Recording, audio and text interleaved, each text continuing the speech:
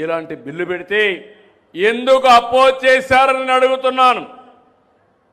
అంటే మీ ఉద్దేశం కావాలని చెప్పి పక్కదారి పట్టించి ఇప్పుడు రిజర్వేషన్ని మా ఆడబిడ్డలకు దక్కకుండా చేశారు. ఇది దేశ ద్రోహం, మహిళలకు మీరు చేసిన దగ, మోసం అని మరొక్కసారి హెచ్చరిస్తున్నాను. ప్రతి ఒక్కసారి మహిళల్ని మోసం చేయడం కాంగ్రెస్ పార్టీకి అలవాటు అయిపోయింది. మీ పేరుతో ఓటేసుకోవడం. ఓటేసుకున్న తర్వాత 1996 నుంచి ఈరోజు 26 అంటే 30 ఏళ్ళు మోసం చేశారు. ఇప్పుడు ఇది 34కి వెళ్తుంది. దేవుడికే తెలియాలి ఎప్పుడొస్తుందో అనేది. అంటే ఇది అన్యాయం అవునా కాదా అని మిమ్మల్ని అడుగుతున్నా.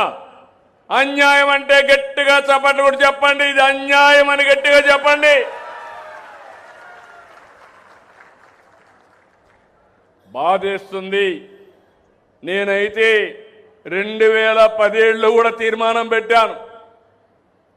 కానీ ఈ సందర్భంలో మీరు చూస్తే అనేక సందర్భాల్లో నేను కేంద్ర నాయకత్వానికి దగ్గరగా ఉన్న 96, 98, 99, 2002, 2003, 2024 చరిత్ర చాలా స్పష్టంగా చెప్తుంది. మహిళలకు అన్యాయం చేసే పార్టీ, మహిళల్ని ఎప్పుడూ పట్టించుకోని పార్టీ ఈ కాంగ్రెస్ పార్టీ అని చెప్పి కూడా నేను మీకు తెలియజేస్తున్నా. వాళ్ళకు తోడు మిత్రపక్షాలను పెట్టుకొని ఈరోజు అడ్డుకునే ప్రయత్నం చేశారు.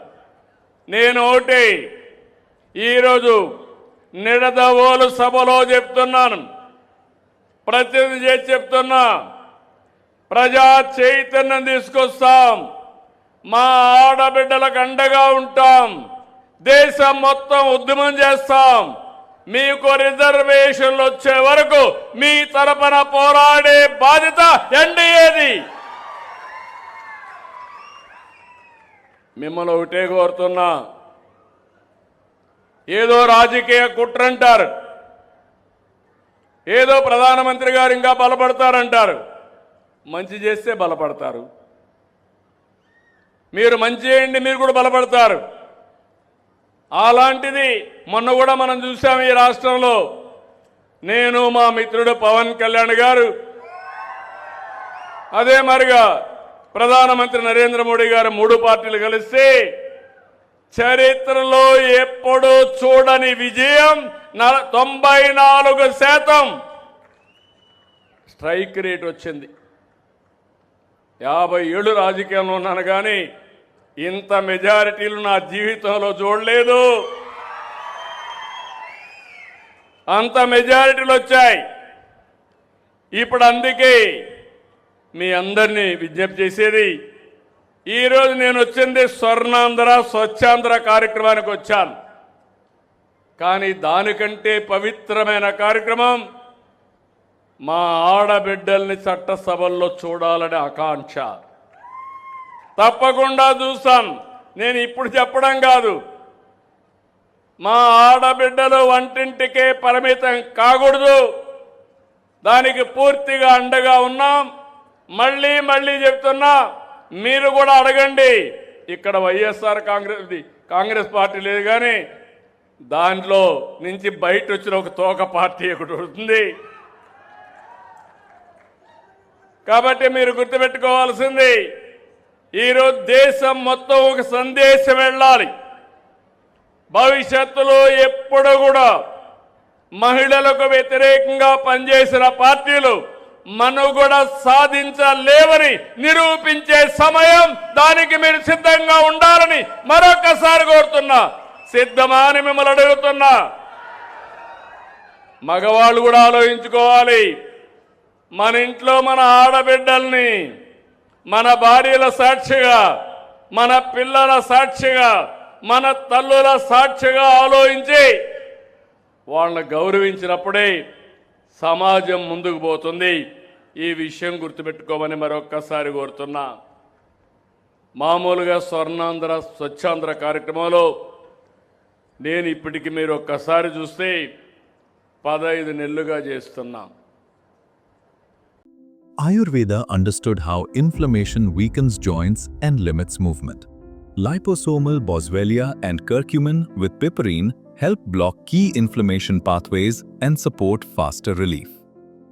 Salix caprea naturally relieves joint discomfort, while narinjan protects cartilage and regenerates bone tissue, presenting relief arthrite.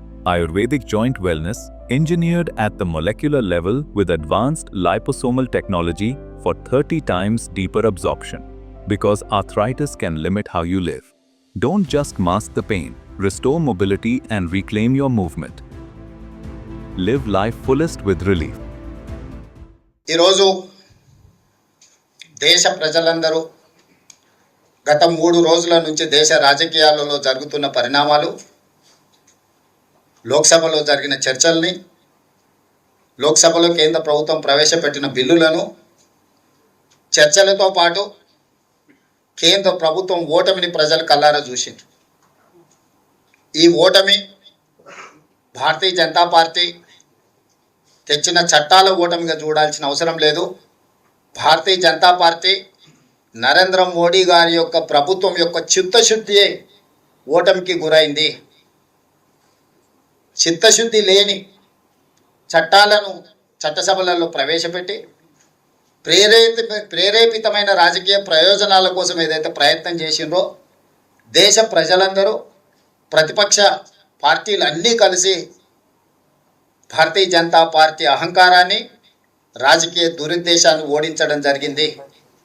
మహిళా రిజర్వేషన్ల ముసుగులో సీట్లను పెంచడం ద్వారా 553 సీట్లను 850 సీట్లకు పెంచడం ద్వారా వాళ్ళు ఏదైతే రాజ్యాంగాన్ని మార్చాలనుకుంటున్నారో, రిజర్వేషన్లను రద్దు చేయాలనుకొని 2024 ఎన్నికల సందర్భంగా 400 సీట్లు వస్తే 2/3 మెజారిటీతోని రాజ్యాంగాన్ని మార్చి రిజర్వేషన్లు రద్దు చేయాలన్న ఆలోచనను ప్రజలు గుర్తించి 2024 లోక్సభ ఎన్నికలలో భారతీయ జనతా పార్టీని ఓడించడం జరిగింది.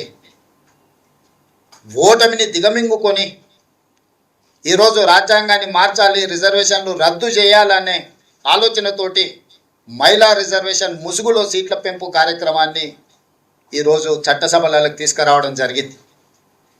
ఈ అంశాన్ని కూడా దేశ ప్రజలు, ప్రతిపక్ష నాయకులందరూ గుర్తించి మహిళా రిజర్వేషన్లకు మాకు ఎలాంటి అభ్యంతరం లేదు, సీట్ల పెంపు విషయంలో విస్తృత స్థాయిలో ప్రజలలో చర్చ జరిగి ప్రజల ఆమోదం మేరకు మాత్రమే మీరు ముందుకు వెళ్ళాలి, ఇప్పుడు ప్రవేశపెట్టిన చట్టాలను మేము ఒప్పుకునే సమస్యనే లేదు అని చెప్పి లోక్సభలో చర్చల సందర్భంగా చెప్పడమే కాకుండా ఓటింగ్లో కూడా కేంద్ర ప్రభుత్వాన్ని ఓడించడం జరిగింది. ఈ ఓటమి భారతీయ జనతా పార్టీ అహంకారాన్ని తగ్గిస్తుంది అని నేను భావిస్తున్నా. అదేవిధంగా ఇండియా కూటమి తరఫున, కాంగ్రెస్ పార్టీ తరఫున తెలంగాణ ముఖ్యమంత్రిగా కేంద్ర ప్రభుత్వానికి నేను సూచన చేస్తున్నా, మహిళా రిజర్వేషన్లను అమలు చేద్దాము తక్షణమే. నిన్న చర్చల సందర్భంగా 1 గంట సభను వాయిదా వేస్తే చట్టాన్ని సమూలంగా మార్చుకొని వస్తానని అమిత్ షా గారు చెప్పిండ్రు. 1 గంటలోనే చట్టాన్ని సవరించగలిగిన శక్తి సామర్థ్యాలు ఉన్నప్పుడు ఈరోజు శనివారము, రేపు ఆదివారం, సోమవారం రోజు తిరిగి సభలను ప్రారంభించి మహిళా రిజర్వేషన్లు అమలు చేయడానికి అవసరమైన చట్ట సవరణలతో మహిళా రిజర్వేషన్లను అమలు చేయడానికి చట్టాన్ని తీసుకురావాలని, ఆ చట్టానికి కాంగ్రెస్ పార్టీ సంపూర్ణంగా మద్దతు పలుకుతుంది. మిగతా విపక్షాలను, ప్రతిపక్షాలను అన్నిటిని కూడా సమన్వయం చేసే బాధ్యత కాంగ్రెస్ పార్టీ తీసుకుంటుంది. ఎందుకంటే స్వతంత్రం వచ్చిన తర్వాత పురుషులతో పాటు మహిళలకు సమానంగా ఓటు హక్కు ఇచ్చింది కాంగ్రెస్ పార్టీ. అమెరికా లాంటి దేశంలో మహిళలకు ఓటు హక్కు ఇవ్వడానికి 150 సంవత్సరాలు పట్టింది. కానీ స్వతంత్రం వచ్చిన ఎంబడే మహిళలకు ఓటు హక్కు ఇవ్వడం కానీ, ఈ దేశానికి మహిళను రాష్ట్రపతిని చేయడం కానీ, ఈ దేశానికి మహిళను ప్రధానమంత్రిని చేయడం కానీ, లోక్సభ స్పీకర్గా చేయడం కానీ, వివిధ రాష్ట్రాల ముఖ్యమంత్రులను చేయడం కానీ, గవర్నర్లను చేయడం కానీ, చీఫ్ జస్టిస్ ఆఫ్ రాష్ట్రాలలో వివిధ రాష్ట్రాలకు చీఫ్ జస్టిస్లను మహిళలను చేయడం కానీ, ఇలా చెప్పుకుంటూ వెళ్తే ఉపరాష్ట్రపతిని చేయడంలో కానీ అన్ని అంశాలలో కాంగ్రెస్ పార్టీ మహిళలకు అత్యంత ప్రాధాన్యత ఇచ్చింది. అంతెందుకు కాంగ్రెస్ పార్టీ అధ్యక్షురాలుగా శ్రీమతి ఇందిరాగాంధీ గారిని, శ్రీమతి సోనియా గాంధీ గారిని స్వతంత్రానికంటే ముందు కూడా కాంగ్రెస్ పార్టీకి మహిళా అధ్యక్షులను నియమించుకున్న చరిత్ర, మహిళా నాయకురాళ్ళ నాయకత్వంలో పనిచేసిన చరిత్ర కాంగ్రెస్ పార్టీకి ఉంది.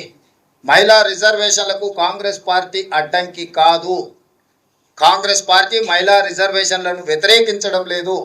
మహిళా రిజర్వేషన్ల ముసుగులో రాజ్యాంగాన్ని సవరించడం ద్వారా రాజ్యాంగాన్ని మార్చి రిజర్వేషన్లు రద్దు చేయాలనే కుట్ర ఏదైతే మోడీ గారు చేస్తున్నారో దానికి మాత్రమే వ్యతిరేకము.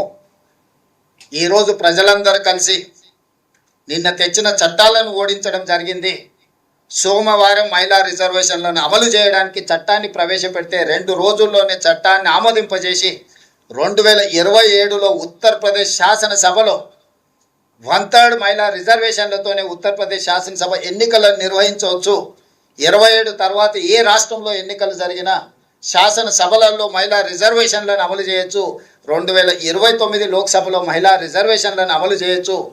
కాబట్టి రాజకీయ భేషజాలకు వెళ్ళాల్సిన అవసరం లేదు. రాజకీయ పంతాలకు పట్టింపులకు ఇది సమయం కాదు. మహిళా రిజర్వేషన్లు అనేది ఒక గొప్ప బాధ్యత, ఒక గొప్ప అవకాశము. ఈ సందర్భంగా నరేంద్ర మోడీ గారు పంతాలకు పట్టింపులకు పోకుండా తిరిగి మహిళా రిజర్వేషన్ బిల్లును చట్టసభలలో ప్రవేశపెట్టి తక్షణమే ఆమోదింపజేసుకొని మహిళా రిజర్వేషన్లను అమలు చేయాల్సిందిగా కాంగ్రెస్ పార్టీ డిమాండ్ చేస్తుంది. మేము ఏవి సవరణ ఒకే ఒక్క అంశం, ఏకవాక్య తీర్మానం. 2023 నుంచి 543 లోక్సభ సీట్లలో ప్రతి రాష్ట్రంలో ఉన్న శాసనసభ సీట్లలో 1/3 మహిళా రిజర్వేషన్లు అమలు చేయడానికి అవసరమైన సవరణలు ఏవైనా తీసుకురండి. చట్టాన్ని ఈ అంశాన్ని కరెక్ట్గా 2023 నుంచి మహిళా రిజర్వేషన్లు అమలు చేయడానికి అవసరమైన అన్ని సవరణలు తీసుకురండి, మేము మద్దతు ఇస్తామని చెప్తున్నాం. ఇంకా ఏమైనా చేయండి, 27 నుంచి ఇంకా ఏదైనా తీసేయండి. 2027 సంవత్సరం నుంచి ఉత్తరప్రదేశ్ శాసనసభ ఎన్నికల్లో కూడా మహిళా రిజర్వేషన్లు అమలు చేయడానికి చేయాల్సిన సవరణలు అన్నిటిని కూడా న్యాయ నిపుణులతో చర్చించి అన్ని సవరణలు చేసుకొని తీసుకురండి. ఇక వేరే ఏ బిల్లులు ఏ ముసుగులు తొడుక్కొని రాకండి. ముసుగుతో వస్తే మేము గుర్తిస్తాము. ఇప్పుడు ఆయన ఎన్నుకున్న విధానాన్ని వ్యతిరేకిస్తున్నాం. సీట్ల పెంపు అనేది అంశమే కాదు, సీట్ల పెంపులో ఆయన ఎన్నుకున్న విధానాన్ని సంపూర్ణంగా వ్యతిరేకిస్తున్నాం. ఇది దేశంలో దక్షిణ భారతదేశం ఉత్తర భారతదేశంలో అంతరాన్ని పెంచుతుంది, చిన్న రాష్ట్రాలు పెద్ద రాష్ట్రాల మధ్యలో అంతరం పెంచుతుంది. ఇది దీర్ఘకాలికంగా దేశ సమైక్యతకే ప్రమాదకరంగా మారుతుంది. ఈ ప్రమాదాన్ని నిలువరించడం బాధ్యతగా, దేశ సమగ్రతను కాపాడడం మా బాధ్యతగా భావించి నిన్న చట్టసభలలో మోడీ గారు ప్రవేశపెట్టిన చట్టాలను ఓడించినము. ఇప్పుడు వాటి మీద ఇంకా చర్చ లేదు. ఇప్పుడు కేవలం మహిళా రిజర్వేషన్లు అమలు ఎట్లా చేయాలో దాని మీదనే ముందుకు వెళ్దామనేది మా సూచన.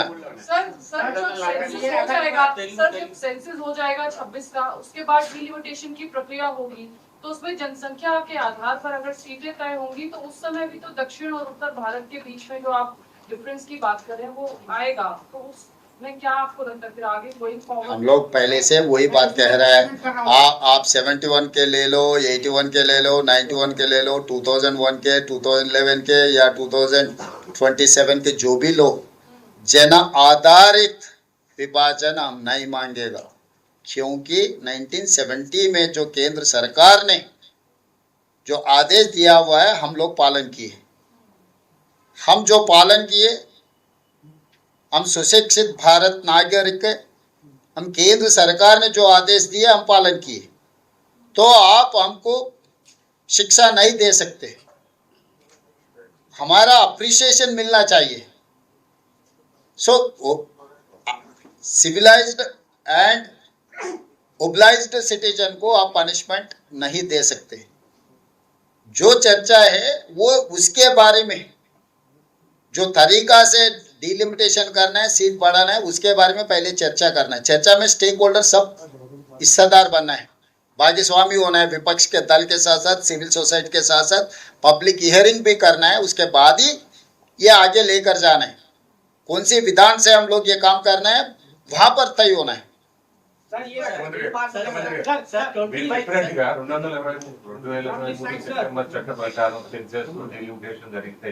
ఆ తర్వాత దక్షిణాది జరిగే నష్టం కంటే నిన్న 50% శ్రీనివాస్ గారు అది ఒప్పుకోము ఇది ఒప్పుకోము చర్చనే వద్దు, దాని మీద చర్చనే లేదు. జనాభాను ఒప్పుకోము, ప్రోరేటా ఒప్పుకోము.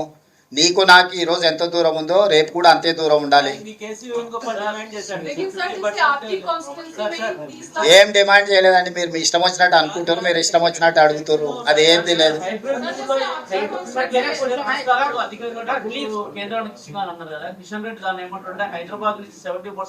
ఇప్పుడు కిషన్ రెడ్డి ఏంది అంటే, కిషన్ రెడ్డి అయినా డాక్టర్ లక్ష్మణ్ అయినా మోడీ గారిని సంతోషపెడితే పదవి వస్తుంది అనుకుంటున్నారు.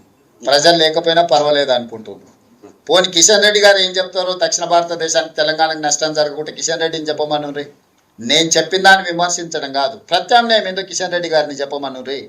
మోడీ గారి భజన చేస్తే పదవి వస్తుంది సరే, కానీ ఆడ నువ్వు గెలవాలి కదా. నీ నెంబర్ అవసరం ఉంటేనే కదా మోడీ గారు నీకు ఇచ్చేది, లేకపోతే నీకు బంట్రోతు ఉద్యోగం కూడా ఇయ్యాడు కదా. అది కిషన్ రెడ్డి గారు గుర్తించాలి కదా.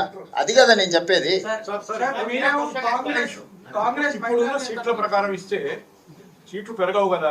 పెరగాల్సిన అవసరమే లేదు. ఉన్న దాంట్లో ఫస్ట్ మహిళా రిజర్వేషన్లు అమలు చేయండి. లేకపోతే మీ సీటు మోడీ సీటు పోనీ ఏమైతుంది? తప్పేముంది? మహిళలకు అవసరమైనప్పుడు కొన్ని సాక్రిఫైస్ చేయాలి కదా. అవసరం అనుకున్నప్పుడు we have to sacrifice something for the country. We are there to sacrifice. ఒకవేళ మీ సీటు మహిళలకు కేటాయిస్తూ ఒప్పుకుంటారా? No, absolutely no problem. Being a party leader, I have to provide my women wing. So definitely, I will do that job.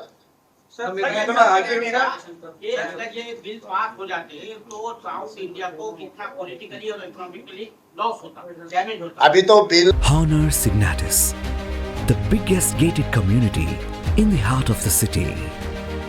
Spacious 3, 3.5 and 4 BHK apartments at Kukatpalli, High Tech City. For more details, search for Honor Signatus.